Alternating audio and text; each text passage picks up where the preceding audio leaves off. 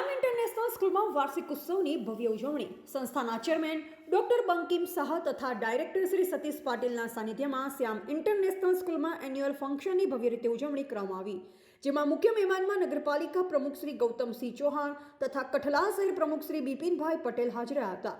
મહેમાનોના સ્વાગત બાદ chairman doctor Bankim શાહે સ્કૂલને પોતાનું આગવું સોંગ લોન્ચ કર્યું અને તે સાથે એન્યુઅલ ફંક્શનને ખુલ્લો જાહેર કર્યો, જેમાં વિદ્યાર્થીઓ દ્વારા 30થી પણ વધારે કૃતિઓ રજૂ કરવામાં આવી.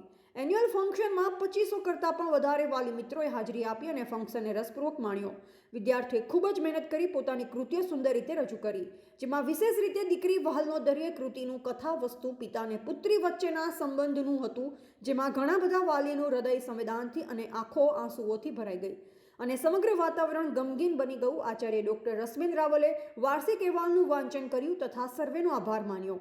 કાર્યક્રમનું સંચાલન નેહાબેન તથા નરેન્દ્ર સરે કર્યું. અંતે ચેરમેન ડોક્ટર બંકિમ શાહે તથા ડાયરેક્ટર સતીશ પાટીલે સમગ્ર કાર્યક્રમને સફળ જોઈ સ્ટાફની પ્રશંસા કરી તેમને પ્રોત્સાહિત કર્યા હતા. રિપોર્ટર મનોજસિંહ સોલંકી.